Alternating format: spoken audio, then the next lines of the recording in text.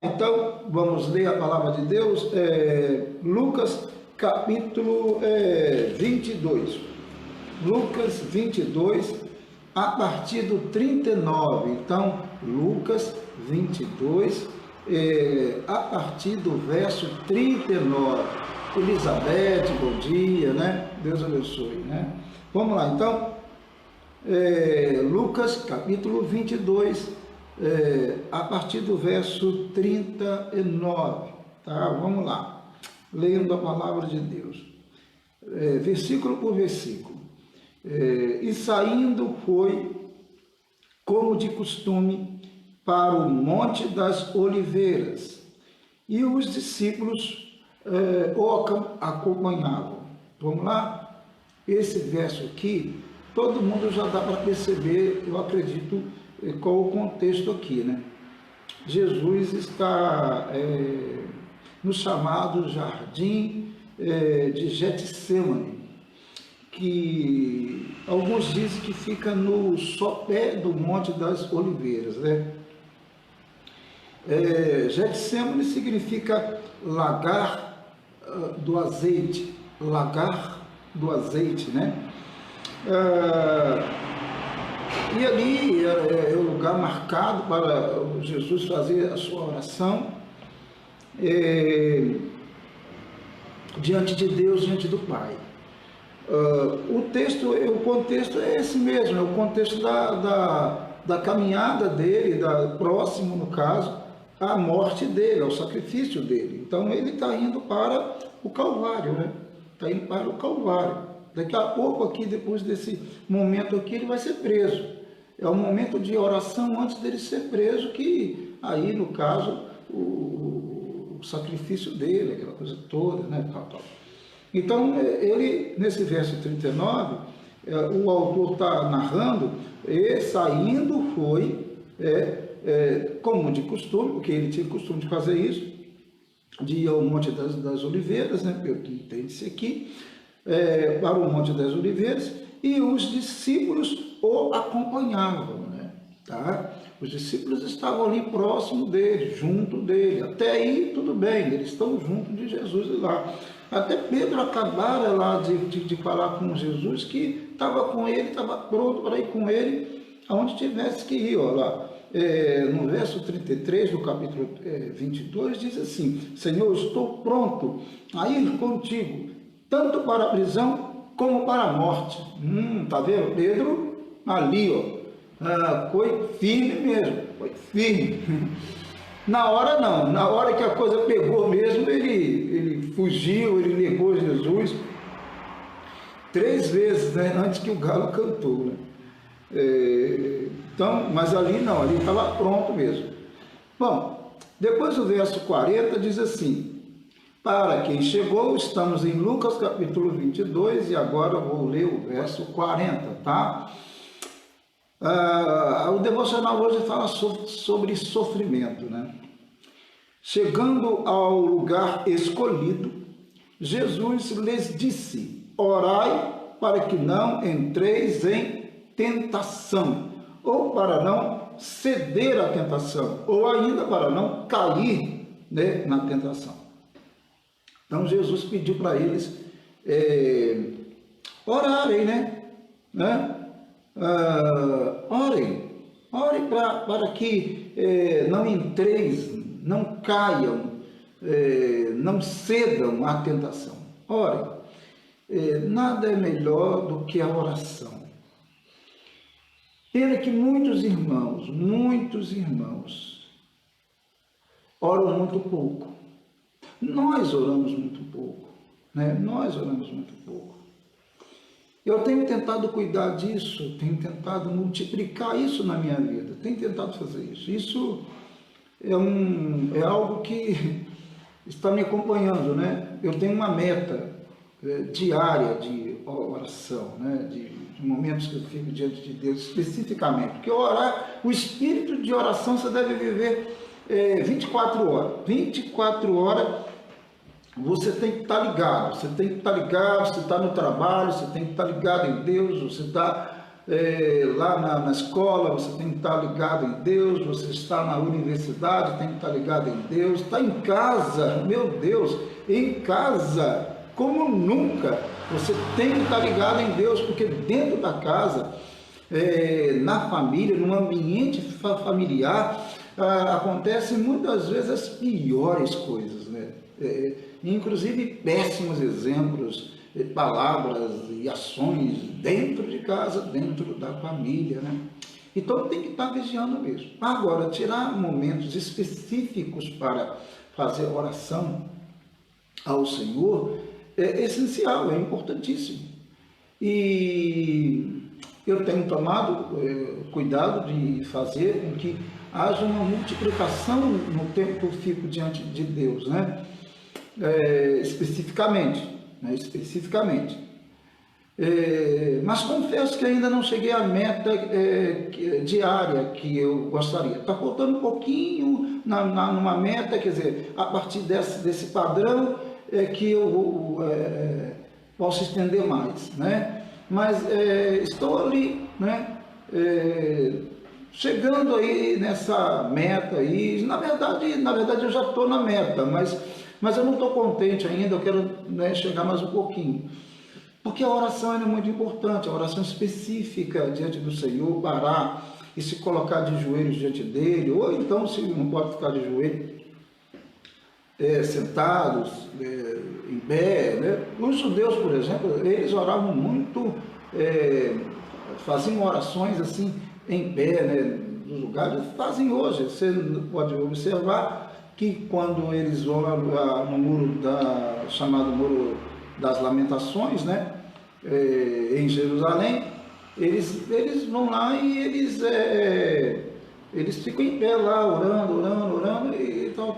Bom, ore a Deus, tire um momento específico para conversar com Deus, é extremamente importante, e isso que Jesus falou, naquele tempo vale para todos os tempos, né? Orai para que não entreis em tentação, tá? Em tentação, não caiam em tentação, não cedam, né, à tentação. Isso aí, especialmente na hora do sofrimento, né? E que as pessoas podem ali cair em tentação, falar coisa, fazer coisa que não deveriam, né? É isso aí. Muito bem. Irmã Maria Luzia, Deus abençoe, está aí, né? Deus abençoe. Bom, o 41 diz, ele por sua vez, quer dizer, Jesus Cristo, né? Ele falou com os discípulos para orarem, né? E ele, por sua vez, se afastou cerca de um tiro de pedra e de joelhos orava, né? Ele aqui se colocou de joelhos, né? Orando de joelhos, porque o momento era um momento dramático, né? Ele já estava vendo a morte ali, né? E não uma morte qualquer, na verdade ele iria morrer, ele iria fazer um sacrifício totalmente inocente, sem merecimento algum, claro, lógico, né? Ele ia fazer um sacrifício por toda a humanidade. Consequentemente, o pecado de toda a humanidade estaria sobre ele. Ele carregaria isso em seus ombros, né? Substituindo-nos na cruz. Porque quem era para realmente morrer, éramos nós, mas ele, como nós não tínhamos condição, e ninguém na terra tinha condição de fazê-lo, né? Ele então, como substituto, ele se coloca de forma, em nome nosso, né? Em nome de todos a humanidade, né? Ele se coloca então na cruz, e ele ali iria sofrer e carregar sobre os ombros dele, né? Todos os pecados da humanidade, né? E, meu Deus, olha, e ele já via isso acontecendo, claro, lógico, né? Jesus é Deus, então ele viu isso tudo acontecendo. Então o sofrimento, claro, não dá para mensurar isso, né? E então por isso que ele diz, cara, ele por sua vez se afastou, né, cerca de um tiro de pedra. Um tiro de pedra aqui é muito próximo, né? Ele não vai muito longe, não, dos discípulos, não. Os discípulos ficaram lá para orar, né? Ele falou para eles, ó, orem aí, fiquem orando aí, enquanto eu vou ali, né? Então, ele, mais um tiro de pedra aí, dizem alguns que são 30 metros mais ou menos, né? Retirou-se 30 metros mais ou menos para fazer sua oração a Deus lá, tá? Então, ele fez isso. Claro, e aí ele iria clamar ao Senhor, iria colocar sua vida diante do Senhor, né? Tal, tal. E no 42 ele diz, o autor fala que ele estava, a oração dele, o conteúdo da oração dele. É claro que o autor não vai colocar toda, né, a sua oração, ou todas as palavras que ele colocara diante do Senhor, né? Mas o autor coloca o que é necessário que saibamos, né? Ele colocou aqui a oração de Jesus ali. Pai, se queres, passa de mim este cálice. Contudo, não se faça a minha vontade, e sim a tua. Olha bem, olha a oração de Jesus. Muitas pessoas têm medo de orar porque ou sabe que Deus não vai ouvi-las, né? Ou não oram porque não acreditam que Ele vai fazer, não sei, talvez isso. Outras não oram porque no fundo sabe que Deus não vai concordar com a oração delas, né? Dessas pessoas. Então, às vezes as pessoas evitam orar, né? Evitam colocar diante de Deus com medo da resposta, né? Bom, com certeza Jesus não tem medo de nada, e nem muito medo da resposta, ele é Deus, né? Então a questão aqui não é essa, a questão certamente não é essa. Talvez a oração de Cristo seja uma oração formal, de um padrão, num momento de extremo sofrimento, né? E ele demonstra isso em sua oração. Quando ele diz, Pai, se queres, passa de mim este cálice, é claro que ele refere-se, possivelmente, né, ao sofrimento da morte, né? Não o sofrimento da morte em si, como eu disse, né? É porque ele iria ali na cruz carregar nos seus ombros, assumir em seus ombros o pecado de todo homem. O pecado de todo homem. E isso aí é algo que não dá, como eu disse, para mensurar, não dá para calcular, né? A extensão disso, a força disso, né? Não dá. Então é um sofrimento extremo que ele iria passar, até porque ele não fez nada, né? Ele é totalmente inocente. Então, por isso ele faz essa oração, Pai, se queres, claro, Deus poderia, mas o projeto era que o filho dele morresse. O filho sabia disso também, né? Mas aquilo que eu estou dizendo é uma oração formal, padrão, que as pessoas fazem, sabendo já o resultado da oração. Sabendo que Deus vai dizer não, né? Não, você está aí para realmente cumprir essa missão aí, está aí para realmente fazer um sacrifício. Então é isso aí, tá? Lógico, Jesus sabia da resposta, mas ele ora, porque essa oração também é uma oração modelo, né? De alguém num lugar, num momento de extremo sofrimento, né? Deus abençoe Gabriel Dias e Nilza, Deus abençoe. Bom dia para todo mundo. Então, Pai, se queres, passe de mim este cálice, esse sofrimento, né? Esse sofrimento. Mas aí vem a segunda parte, aí que está a questão que muita gente não concorda, e muita gente, na verdade, nessa segunda parte, ele foge dela, ele não quer muitas vezes escutá-la, né? A segunda parte da oração, contudo, não se faça a minha vontade, e sim a tua. Contudo, Senhor, não se faça a minha vontade, mas a tua vontade. Olha, não tem essa questão de, como alguns dizem por aí, né, de determinar. Não tem isso, né? Não tem esse negócio de determinar, bababá, não tem esse negócio. Nós deveríamos orar ao Pai, claro, com fé, acreditando que ele pode reverter quadros os mais absurdos possíveis, que ele pode curar toda e qualquer enfermidade, né? Qualquer tipo de doença ele pode curar, certamente, certamente.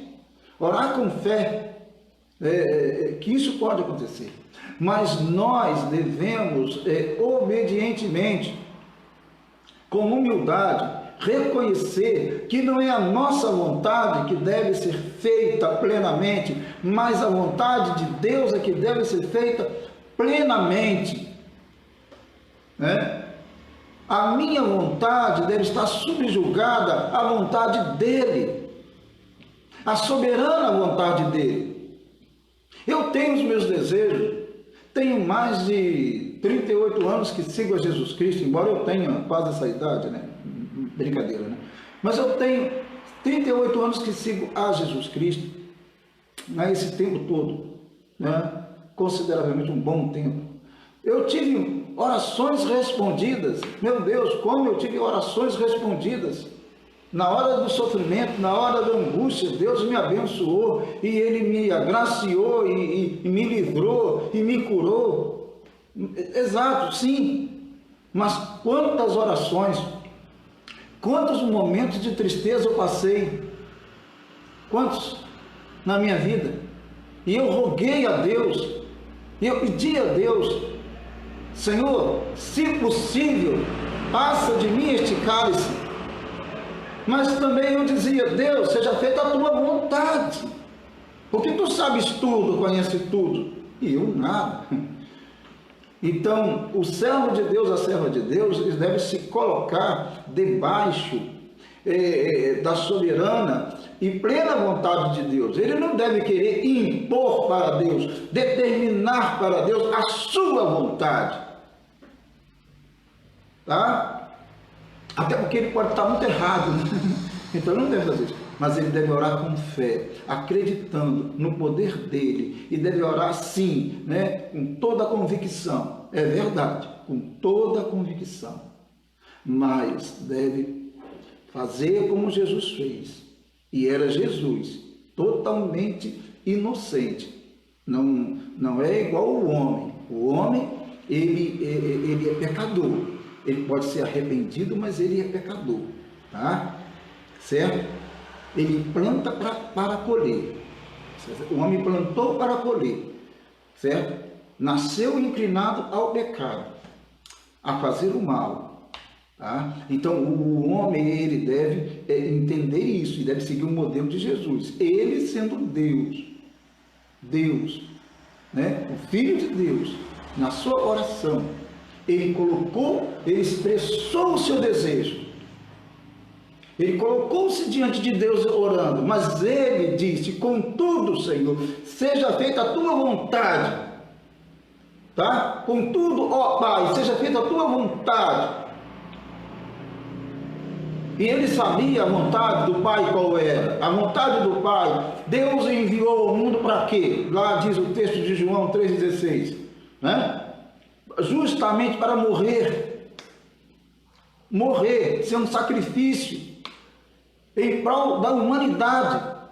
Todos nós dependíamos da morte de Cristo, todos nós. Se Cristo não morresse e ressuscitasse, logo nós também não teríamos vida. Então, olha bem, então ainda bem que ele disse, seja feita a tua vontade. E ele se colocou à disposição do Pai. Como eu devo me colocar à disposição do Pai. Como você deve se colocar à disposição do Pai. E não querer impor para ele, não querer determinar para ele. Quem é você? Quem sou eu para determinar para ele alguma coisa? O Todo-Poderoso, Criador dos céus e da terra. Devemos nos aproximar de Deus humildemente, reconhecendo o nosso lugar. E o maior título que temos, o de servos, que esse é o maior título que temos, não é pastor ou qualquer outro título, não, é servo de Deus, reconhecendo que somos servos e não senhores. É isso aí. Bom, o 43 diz, então lhe apareceu um anjo do céu que o confortava. Sempre vai ter conforto da parte de Deus.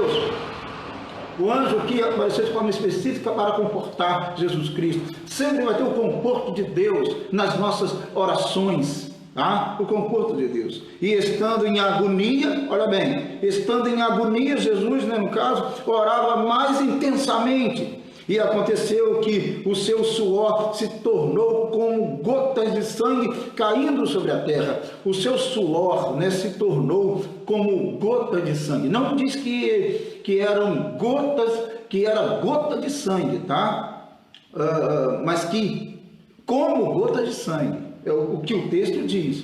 Tá? De qualquer forma, isso mostrava a intensa batalha dele ali naquele momento do Getsêmani.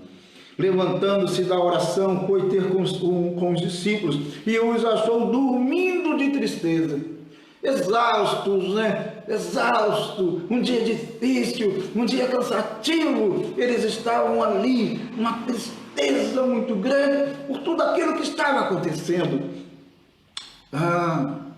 E eles dormiram. Talvez seja por isso que muitos deles fugiram na hora H, na hora que Jesus precisava ali da companhia deles, tal. E o próprio Pedro o negou, isso aí. Estava dormindo na hora que deveriam orar. Mas tudo bem, E disse-lhes: porque estáis dormindo? Levantai-vos e orai, para que não entreis em tentação. Muitos estão dormindo agora, deveriam estar acordados, orando a Deus neste momento, num momento de tanta aflição no mundo, dessa crise terrível, tremenda. Deveriam estar orando ao Senhor, clamando a Deus por socorro. É isso que a igreja deve fazer, amados. E é por isso que estamos aqui. O devocional diz, só vou ler, E é pequeno aqui. O jeito certo, o de Cristo, de passar pelos sofrimentos, é o tema hoje. Existem momentos que, se pudéssemos, passaríamos longe de alguns capítulos da história da nossa vida. Momentos em que eu escolheria ou pediria a Deus: Pai, se queres, passa de mim este cálice. O problema é a outra parte da oração, penso, obrigatória para um verdadeiro cristão. Todavia, não se faça a minha vontade, mas a tua. Cristo sabia exatamente o sofrimento que o esperava na terra. E nós esperamos o quê? Só momentos felizes? Ora, a oração de Cristo deve ser a nossa oração, ou seja, devemos estar prontos para sofrer e ver sofrimentos. Pode ser que também Ele quisesse nos ensinar o jeito certo, o de Cristo, de passar pelos sofrimentos. Senhor, se não tem outra opção, então estou pronto, submisso, aceito a tua vontade, vou para a cruz, porque este é o teu soberano desejo. Aprendemos que, se for a vontade do Senhor, o sofrimento, seja qual for a gravidade, pode ser revertido pelo poder do soberano Deus. Se Deus quiser, Ele pode reverter qualquer tipo de sofrimento.